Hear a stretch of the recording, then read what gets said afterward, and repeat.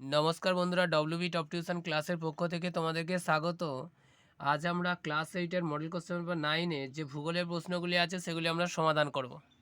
তো বন্ধুরা দেখো, একের দাগে যে প্রশ্ন হচ্ছে, মকরীয় উচ্চচাপ বলয় থেকে নিরক্ষীয় নিম্নচাপ বলয়ের দিকে প্রবাহিত আয়নবায়ুটি হলো দক্ষিণ পূর্ব আয়নবায়ু। পরে দেখো 2 নম্বরে যে হচ্ছে, আমাজন নদী অববাহিকা যে জলবায়ু অঞ্চলে অবস্থিত সেটি হলো নিরক্ষীয় জলবায়ু অঞ্চলে অবস্থিত। পরে যে প্রশ্নটি আছে দেখো 3 নম্বর প্রশ্নে কি বলা হয়েছে, দক্ষিণ আমেরিকার শস্য ভাণ্ডার বলা হয় পম্পাস অঞ্চলকে। এখানে বলা হয়েছে শূন্যস্থান পূরণ করো, রেনগজ যন্ত্রের সাহায্যে ড্যাশ মাপা হয়, বৃষ্টিপাতের পরিমাপ করা হয়। পরে দেখো উত্তর আমেরিকা মহাদেশের সর্বোচ্চ শৃঙ্গ হলো মাউন্ট ম্যাককিনলে। পরে দেখো বলা হচ্ছে বামপক্ষের সাথে ডান পক্ষ মিলিয়ে লেখো সুপিরিয়র, এর সাথে যেটি হবে সেটি মিষ্টি জলের হ্রদ। পরে দেখো ডেট্রয়েট, এর সাথে যেটি হবে সেটি হলো ডেট্রয়েটের সাথে যেটি হবে 2। তো দেখো এখানে কি আছে, বৃহত্তম মোটর গাড়ি নির্মাণ কেন্দ্র। পরে দেখো কি আছে, নায়াগ্রা, নায়াগ্রার সাথে কোনটি হবে, নায়াগ্রার সাথে যেটি হবে সেটি হলো জলপ্রপাত। পরে দেখো কি আছে, কার্ডিলেরা, কার্ডিলেরার সাথে হবে শৃঙ্খল।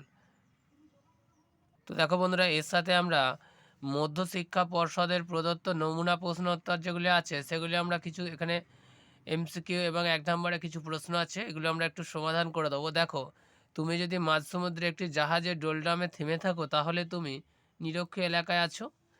2, দক্ষিণ আমেরিকা দেখতে পাওয়া যাবে পৃথিবীর দীর্ঘতম পর্বতশ্রেণী। 3, পৃথিবীর শ্রেষ্ঠ গম রপ্তানিকারক দেশ হলো আর্জেন্টিনা।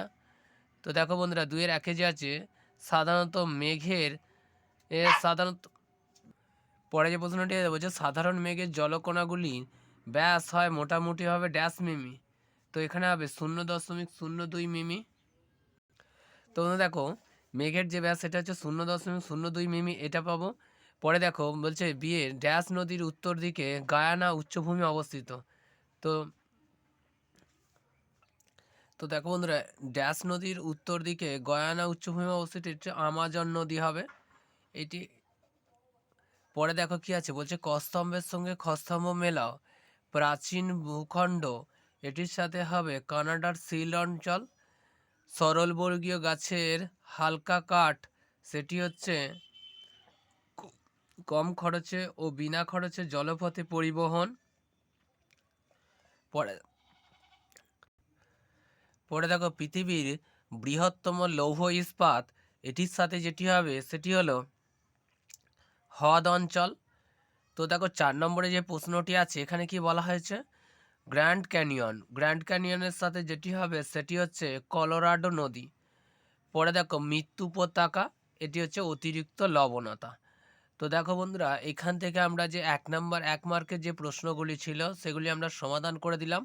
এটা পৃথিবীর শ্রেষ্ঠ গম রপ্তানিকারক দেশ হচ্ছে আর্জেন্টিনা। তো এখান থেকে আমরা এমসিকিউ বা 1 নম্বরের যে প্রশ্নগুলি ছিল সেগুলির সমাধান করে দেওয়া হলো। এর পরের পার্টে আমরা আমরা 2 মার্ক এবং 3 মার্ক ও 5 মার্কের যে প্রশ্নগুলি আছে এগুলি আমরা নোটস তোমাদেরকে সুন্দর করে সাজিয়ে তৈরি করে দেওয়া হবে, ছোট ছোট করে লিখে, যাতে নোটগুলো খুব সংক্ষিপ্ত আকারে হয় এবং প্রয়োজন মতো হয়, 80টি শব্দের মাধ্যমে করা যায়, সেগুলি করে অ্যান্সারগুলো দিয়ে দেওয়া হবে। সহায়িকাতে অনেক বড় বড় করে দেওয়া আছে, সেগুলো যাতে তোমাদেরকে না করতে হয় সেই জন্য আমি নোটগুলো ছোট ছোট আকারে তৈরি করে তোমাদেরকে দিয়ে দেবো।